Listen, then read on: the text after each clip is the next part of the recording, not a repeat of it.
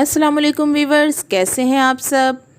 Viewers, आज मैं आपको दुनिया के मशहूर तरीन शहरों में से एक शहर पेरिस के बारे में ऐसी बातें बताऊंगी जो कि यकीनन आप नहीं जानते होंगे। वीवर्स, पेरिस फ्रांस का कैपिटल है। इसे दुनिया का फैशन कैपिटल भी कहा जाता है। दुनिया में जो फैशन ट्रेंड्स चलते हैं वो पेरिस से ही शुरू होते हैं। पेरिस को सिटी ऑफ लाइट्स भी कहा जाता है। पेरिस अपनी खूबसूरती की वजह से भी माना जाता है।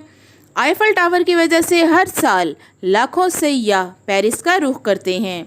लेकिन वीवर्स, बहुत कम लोग ये बात जानते हैं कि पेरिस के नीचे एक पूरा कब्रिस्तान आबाद है। जी वीवर्स, ये जानने के लिए कि पेरिस, जो कि अपनी खूबसूरती का मुंह बोलता सबूत है, एक कब्रिस्तान के ऊपर कैसे आबाद हुआ, तमाम तफसीलात जानने के लिए वीडियो को एंड तक ज़रूर देखें। वीवर्स, अल्लाह पाक ने इस दुनिया को ऐसे अजाइबात से भर रखा है जिनके मुतल्लिक हम गुमान भी नहीं कर सकते। इन अजाइबात में कुछ इबरत के निशान भी हैं जिन्हें अल्लाह पाक ने क़यामत तक इंसानियत की हिदायत के लिए मुकम्मल कर दिया है। जिसकी एक मिसाल फ़िरौन की लाश है, जिसे आज तक अल्लाह ने बग़ैर किसी केमिकल के महफूज रखा है। वीवर्स, बनी इसराइल के बादशाहों को फ़िरौन का लक़ब दिया जाता था, जिन्हें दफन करने के लिए गार तलाश करके उनके ऊपर मूर्तियां तामीर करवाई जाती थीं, जबकि आम अफराद की लाशों को किसी भी गार में यूं ही छोड़ दिया जाता था। गारों में बने कब्रिस्तानों को कैटाकॉम्ब का नाम दिया जाता था। दुनिया के कुछ ममालिक में ये आज भी मौजूद हैं। वीवर्स, दुनिया का सबसे बड़ा कैटाकॉम्ब पेरिस के शहर के नीचे आज भी आबाद है। इंतहाई खूबसूरत दिखने वाला शहर पेरिस दरअसल एक कब्रिस्तान के ऊपर आबाद है। ये कब्रिस्तान गारों और सुरंगों की सूरत में मीलों तक फैला हुआ है। इस कब्रिस्तान में 70 लाख लोगों के ढांचे मौजूद हैं। इसके मुतल्लिक बेहद अजीब बातें भी मशहूर हैं। वीवर्स, पेरिस कई सेंचुरीज पहले यूरोप का एक हब बना तो लोगों की बड़ी तादाद इस शहर का रुख करने लगी। इसके साथ पेरिस एक बहुत बड़े मसले से भी दो चार हो गया। 17वीं सेंचुरी तक पेरिस की आबादी में बेहद इजाफा हो गया था। जिस तरह आबादी बढ़ रही थी, मरने वालों की तादाद में भी इजाफा होता गया। ये तादाद इतनी बढ़ रही थी कि अक्सर लोगों को दफनाने की जगह भी नहीं मिलती थी। अक्सर लाशें कब्रों से बाहर निकल आती थीं। ये एक इंतहाई परेशान कुन बात थी, क्योंकि शहर भर में लोगों को दिन रात इन लाशों से फैलने वाली स्मेल आती, जिसकी वजह से बड़ी तादाद में लोग बीमार भी होना शुरू हो गए। इसी परेशानी की वजह से 1763 में यानी फ्रांस की गवर्नमेंट ने फ़ैसला किया कि पेरिस में अब किसी इंसान को दफनाया नहीं जाएगा, बल्कि हर लाश को शहर के बाहर ही दफनाया जाएगा। ये बात तो मुनासिब थी, मगर पेरिस में वहाँ के चर्चिस को ये बात पसंद नहीं आई। वहाँ के लोगों ने इस बात की मुखालफत की। ये झगड़ा 17 साल तक चलता रहा और लाशों को पेरिस में ही दफनाया जाता रहा। लेकिन वीवर्स, 1780 की गर्मियों में बारिशों का एक तवील सिलसिला शुरू हो गया। इससे पेरिस भी मुतासिर हुआ और शहर में दफन की हुई लाशें बाहर निकलना शुरू हो गईं। पूरा शहर गली हुई लाशों से भर गया। शहर में बीमारियां फैलने लगीं और बदबू की वजह से लोगों का रहना मुश्किल हो गया। और फिर फ्रांस की हुकूमत को एक्शन लेना पड़ा। फ्रांस के सबसे बड़े कब्रिस्तान का नाम सिमेट्री ऑफ इनोसेंट था। वीवर्स, इस कब्रिस्तान में 20 लाख लोग दफन थे और पूरे शहर के बाकी कब्रिस्तान की लाशों को मिलाकर 70 लाख लाशें बनती थीं। बारिशों में ये काम आसान नहीं था, मगर फ्रांस की हुकूमत ने फ़ैसला किया कि इन तमाम लाशों को कहीं और मुंतकिल किया जाएगा। ये दुनिया की तारीख़ में सबसे बड़ी लाशों की तादाद थी जिनको मुंतकिल किया जाना था। इन लोगों की खुशकिस्मती थी कि इनको इन लाशों को स्टोर करने के लिए एक जगह मिल गई। इस जगह को लाइमस्टोन टनल्स कहा जाता है। ये सुरंगें पेरिस के नीचे मौजूद थीं। वीवर्स, जब ये शहर पेरिस तामीर किया जा रहा था तो इसके नीचे 200 मील लंबी सुरंगों का जाल बिछाया गया ताकि यहाँ से भारी पत्थर ले जाकर इस शहर की तामीर के लिए इस्तेमाल किए जा सकें। पूरे शहर का वज़न इन सुरंगों पर था, جس کی وجہ سے ان میں بڑے بڑے سنتھوس بننا شروع ہو گئے تھے، جس کی وجہ سے اس شہر کی بلڈنگز گرنا شروع ہو گئیں۔ اس طرح پورے شہر کے گرنے کا خطرہ موجود تھا، مگر 1777 میں پیرس کو پھر سے سٹیبلائز کرنا شروع کیا گیا۔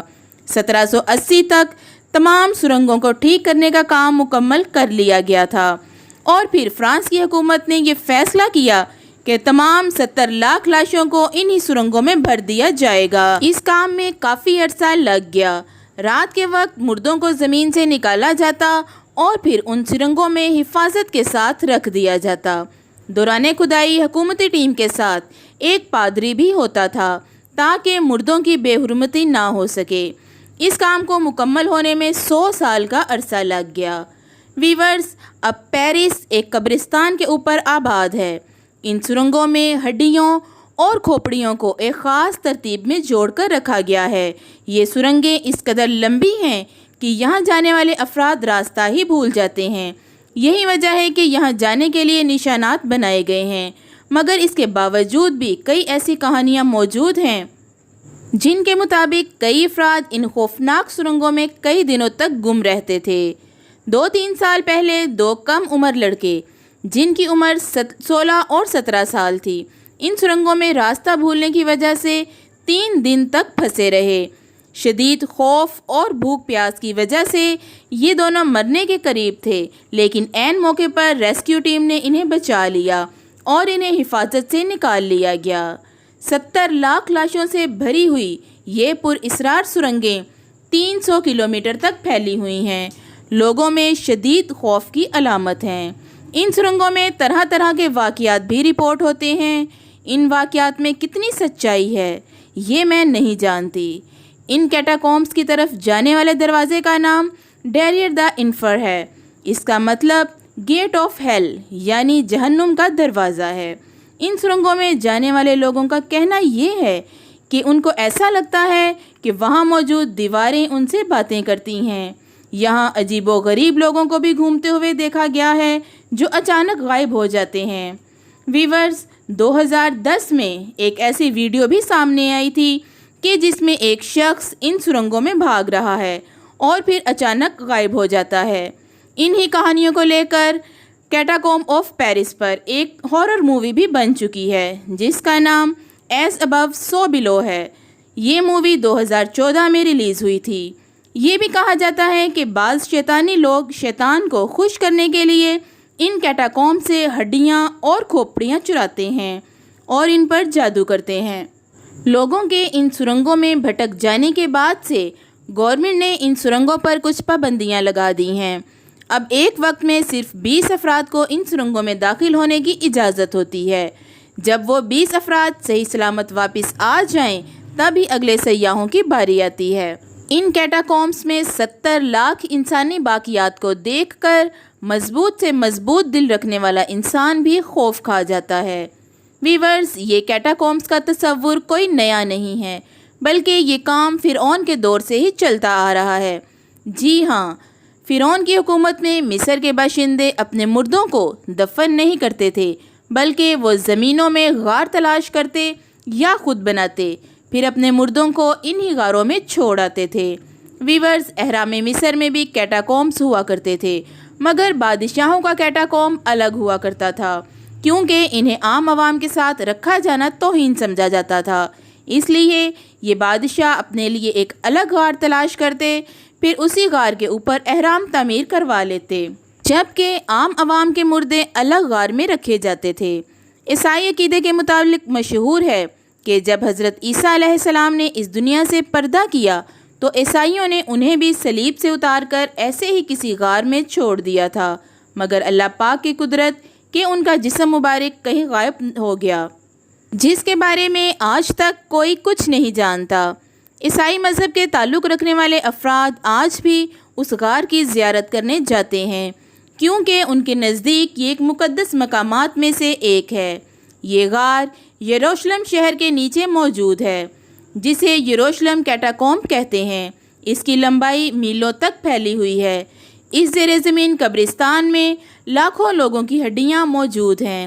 اس وقت ویورز، دنیا کا سب سے بڑا کیٹاکومب روم شہر کے نیچے ہے، دوسرا بڑا کیٹاکوم پیرس شہر کے نیچے اور تیسرا بڑا کیٹاکوم مصر کے شہر اسکندریہ کے نیچے موجود ہے۔ اس کے علاوہ اور بھی کئی ممالک میں کیٹاکومس موجود ہیں۔ ان سبھی کیٹاکومس میں پیرس کا کیٹاکوم سب سے بہتر تصور کیا جاتا ہے، کیونکہ اس کیٹاکوم کو عام عوام اور سیاحوں کے لیے کھولا گیا ہے۔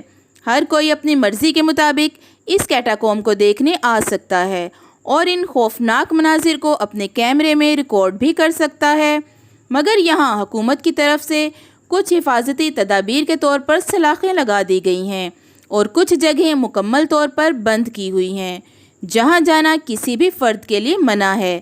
خلاف ورزی کرنے والوں کو سزا بھی دی جا سکتی ہے۔ ویورز، یہ سب اقدامات سیاحوں کو بھٹکنے سے بچانے کے لیے ہیں۔ ویورز، اگر آپ کو ہماری ویڈیو پسند آئی ہے تو اسے اپنے فیملی اینڈ فرینڈز کے ساتھ ضرور شیئر کیا کریں۔ اب مجھے اجازت دیں، اپنی دعاؤں میں مجھے یاد رکھیں، اپنا بہت سا خیال رکھیں۔ اللہ حافظ۔